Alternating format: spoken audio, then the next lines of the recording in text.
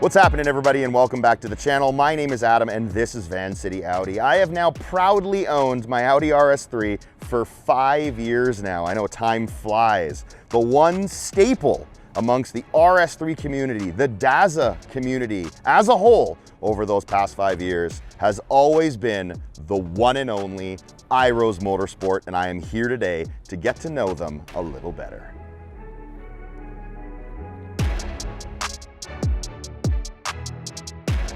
We have arrived, the one and only Iroz Motorsport, and we're here to see the godfather of five, Hank Iroz. Yeah, right. Fantastic. Thank you very much for doing this. Good to see you, man. Pleasure to meet you. Yeah, you look a little taller in real life. Ah, I get that all the time. You, sir, though, are the exact size I imagine. Is that so? The one difference is you look a little different from years past. Now, what would the reason be for that? I mean, I think a little bit earlier on I had less stress and didn't have so much gray hair. Oh, that's what it is. I'm gonna have one of your haircuts soon. One of these bad boys, one of these slick, smooth looking looks. Yeah, I dig it. Yeah, it's good meeting you in the flesh. How long have we known each other for? 5 years. 5 years. Yeah, started way back in the day when I got your intercooler and your mid pipes and your downpipe as the first, and some plugs as the very first purchase. Isn't it wild that the 8V's been out for that long? It is, and I still love it. I absolutely love it. Seems like yesterday. It does. So what we'll do today, if it's okay with you, you can gotta give us a bit of a tour of the shop, find out exactly what Iroz Motorsport is. Yep.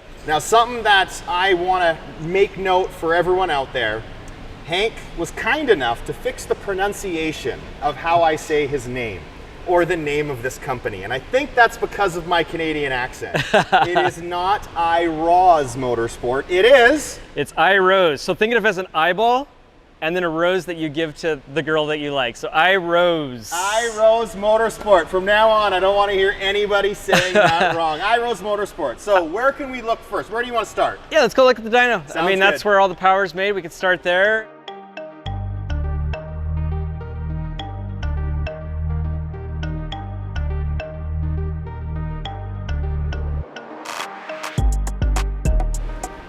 So for all the cars that we test in Vancouver, BC, Canada, where I'm from, and what I see a lot of the time over North America is the usage of chassis dynos, specifically Mustang and Dynojet. Here, Hank has opted for a mainline hub dyno. Why is that?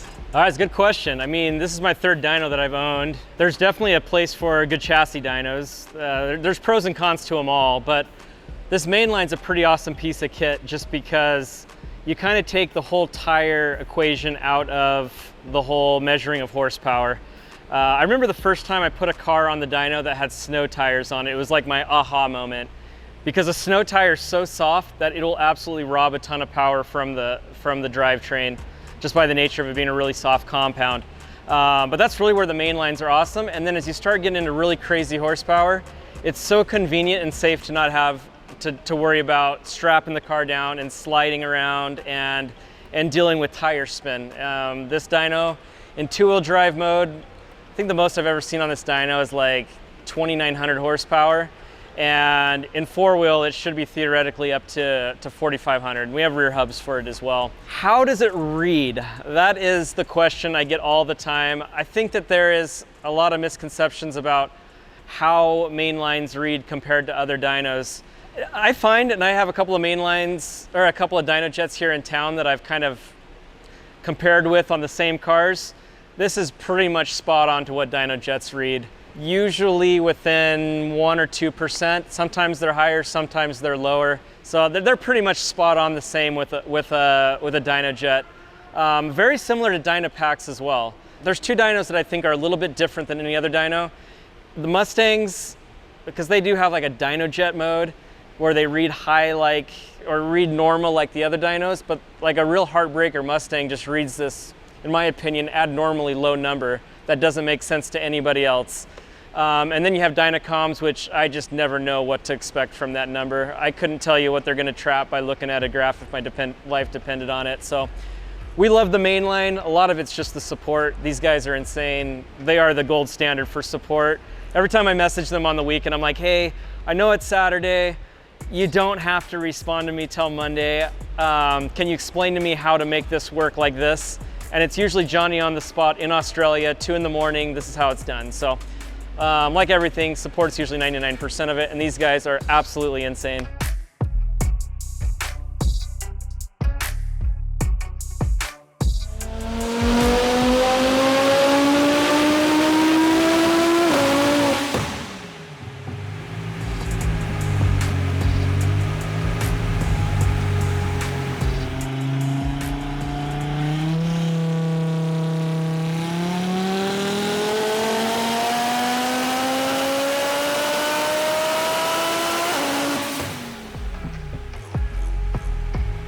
That was freaking awesome, Hank. It's 1,100 horsepower, 1,100 wheel? Yeah, you know how like wild it is? It's just like, that's normal. Like I remember the first time we made 1,000 horsepower on this dyno, like people were giving each other high fives. Yeah. Now I'll like 12 o'clock we'll roll down and I'll shut the dyno down, we'll go over and eat lunch and people are eating like ramen noodle or whatever. We'll be like, how much car did that car make? Like, oh, 1110. They're like, oh, cool. Like it's nothing. It's nothing. How about you show me what is under the hood to make this 1,100? Yeah, let's take a look. So, it has a couple of our new parts that we haven't really talked a ton about, but yeah, it's just our basic cookie cutter 1100 kit. Cookie cutter, 1,100. No big deal, guys. Yeah, our 1100, we call it 1100 plus, so it's got the 103 hot side on it. Okay. This is a kit that traps 172, 173 miles an hour. That Good Canadian God. went 172 last weekend. Yeah, he did. Canadians, yes. 172. Hell yeah. Boost weather up there.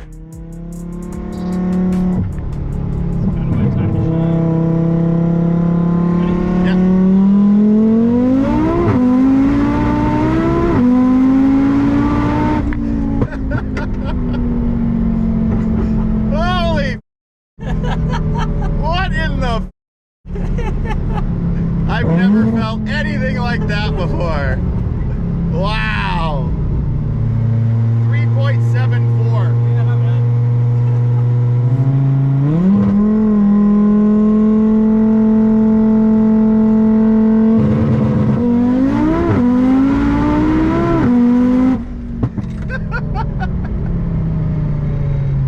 Holy shit.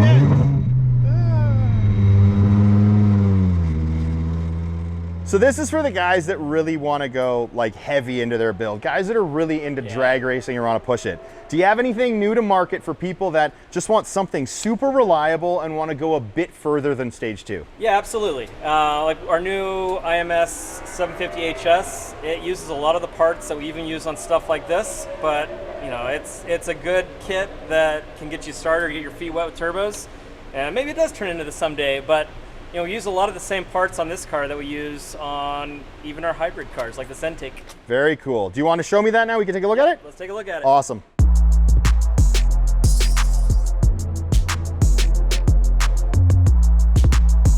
So, this is a car we got just to do hybrid testing. This car's been through the 780HS, it's been through the 710HS. We've tested a couple of competitor hybrids on this. Stock motor, stock fuel pump. It's been through a bigger fuel pump at one point, but right now it's a stock fuel pump. But one of our newest products is the 750HS. Super awesome turbo. A turbo we really built to be what we call high value. It's just best bang for your buck after stage 2. Now you say stock fuel pump. So on a stage 2 car, you have your basic, your intercooler, your intake. What else do you have? You have injectors on this one as well then? Yep. Okay, so you have standard injectors. Is there anything else other than the bolt-on turbo to get to this power level then? Yeah, so I mean, pretty much all the parts that you'd need for like a healthy stage 2 car. Like a healthy stage 2 car on my dyno will make about 530 wheel horsepower, about 540 foot-pounds of torque. Okay. And what's that? That's a 4-inch inlet, like a Unitronic's my favorite. Oh, the turbo inlet too, I forgot about that. A good intake like ours. And this is pretty new for you guys too, right? Very, very new. So this is the 5-inch. I think we've sold like 75 or 100 of these. Like not a whole lot of these, but it's our new, what we call like the first intake you'll ever buy and the last intake you'll ever buy. We use the same intake on 175 mile an hour trap cars as we do here, but it's probably a little overkill for stage 2, but there's like nothing worse than buying parts twice. Agreed. It's the worst finding out that thing you invested $1,200 in last year no longer works for this year's goals. Totally. So you can run this stage 1, stage 2, stage 3, all the way up, Yeah. and whatever stage you want to call that beast over there that made 1100, to me is a beast, to you it's just a Friday afternoon. Besides that. So then we'd be stage 2, we'd need an intercooler, right? Yep, So got that. It's got our 1000 core in there. You would have upgraded injectors, whether it's the Unitronic 980s or 1000 cc's that they sell at 4 bar, or ours that we call them 850s at 3 bar, but it's the same injector. Okay. And then this car is awesome because it's the new Uniflex. Sick. The long. It does exist. Waited. It exists. It 2 weeks no longer. Yeah, so we've been doing beta testing with them for about the last 4 or 5 months, and it's works super well. Okay.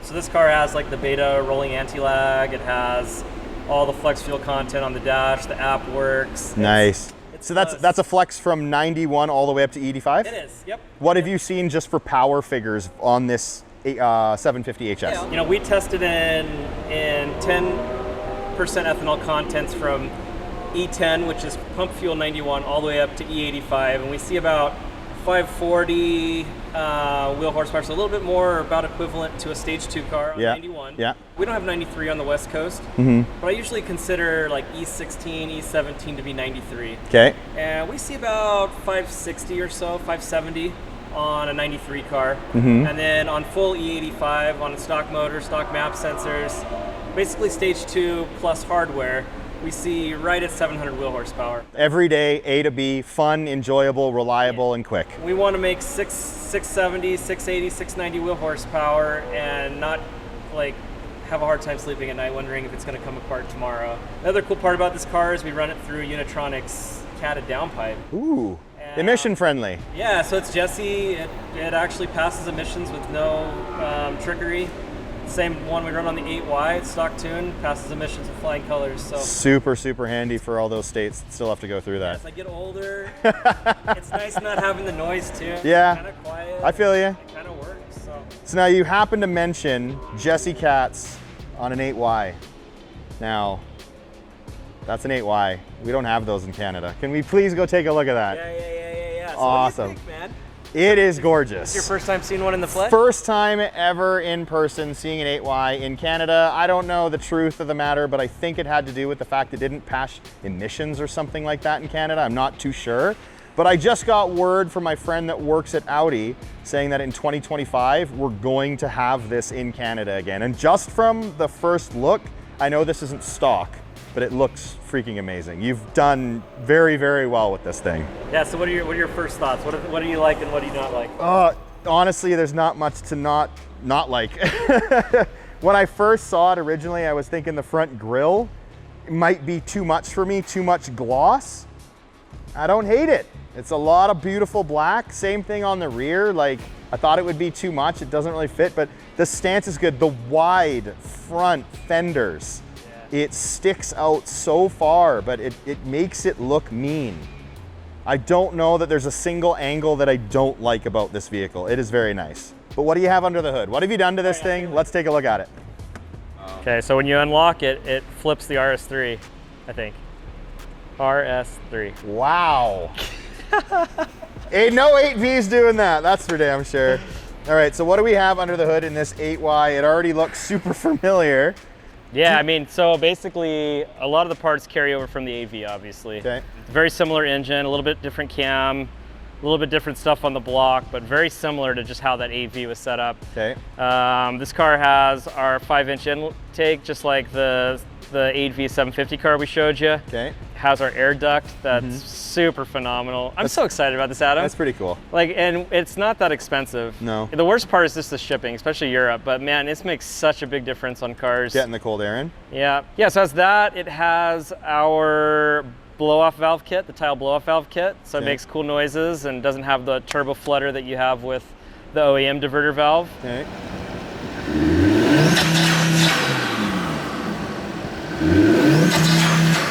This is also a JB4 car. Nice. Okay, what have you done? I've got to apologize a little bit to the JB4 faithful. I kind of do too, honestly. I do too. Because I was so hard on them. Like, this is a hack. Yes. This is pretty ghetto. Yeah. And like, it's still not ideal. No. The JB4 guys are super awesome. Iroz Motorsports, they're super helpful. If I could tune the car, I'd tune the car. Well, we can't tune the cars yet. There's an interesting spot for JB4. Absolutely. Perfect example. It's not unlocked and you're getting significant amount of performance? Yeah, so this car made 365 on the mainline, and with JB4 and a custom map on E45, I have it right like 510 wheel horsepower. Makes like 470. Now there are limitations. Like you can't really get more, you can't quite get the ignition angle that you want in order to run fully 85. Like I've put more fuel into the car with like a secondary injector to like be full E85 content, but you really can't put the ignition in it to be able to utilize. I can't get 22 degrees of ignition. I can only get. There's no point of running. There's no point. Yeah. So you have a few parts on this. The usage of the JB4, I would imagine, takes advantage of all of the hardware from Iroz that you're using right now. So you have the same 1000 core on this one. So you have the 1000 core, you have the 5-inch, you have, what else do you have? Uni inlet. Inlet. The uni downpipe. And then our tile blow-off valve kit. So that's like a very, very comparable. The parts work on this and you're able to utilize them using a JB4 right now. Yeah, and I think that what we're trying to do is we're trying to show people that everybody wants the car tuned. I mean, no one wants it more than I do. But there are fun things you can do to the car until that happens. And I think it is really close, but all of these parts outside of perhaps the JB4 will be recycled. You will still use the same intake, you will still use the same intercooler, you will still use the same blow-off valve kit, you will still use the same 4-inch inlet from Unitronic. You're a turbocharger away from having the performance of that being a 9-second car with the groundwork that we're making with this. You're literally doing all of the hardware upgrades in preparation for that ECU to be unlocked, and you're still utilizing them while using the JB4. It's going to be soon, and Cyvex is very close too. So really? So there's a few different avenues that we're going to be able to tune these soon, but we've made 1400 horsepower before, so we know what parts we want to use today that are going to be flexible with what we want to do tomorrow. Totally. Okay, so we've gone over this, we've gone over a few cars. I noticed something out of the corner of my eye. What do I see with my little eye? What do I see with my little eye? Something that is blue, something that we have not seen in a very long time. Let's go take a look at that if we could. So this thing's sad. Like I feel bad. It's just tucked here in the corner. And someone wrote, "beat me" on it. What the hell does that mean? We really just decided that we weren't going to touch this car until somebody had gone faster. Which, that's fair. The Dutter guys, they went faster than us. They did. That was in a TTRS though. It was. Yeah. We'll take any competition we can get. Fair, fair. We really haven't done much with the car since it's gone fast. Like we've played around here and there passively, but it's really hard to get motivated to chase your own record. Fair. When you are number one. You've done a little bit of that yourself. Yes. It's fun, but it's not as fun. When you end up getting to this level, it's the amount of commitment that it requires. It's a lot.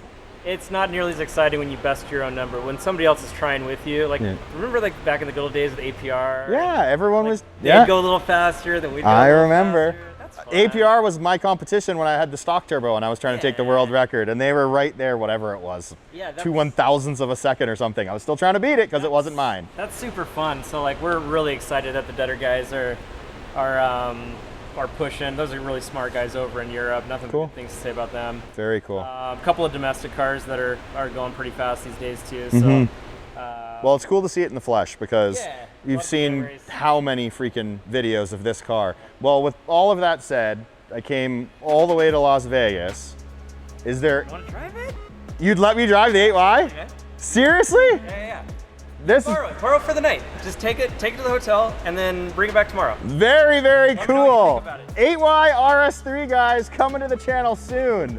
Thank you so much, Hank. This has been an absolute pleasure. Thank you everyone for joining me in the world's only Iroz Motorsport here in Las Vegas, Nevada. Thank you all so much for watching, and until next time, take care. This is gonna be a 30-minute video.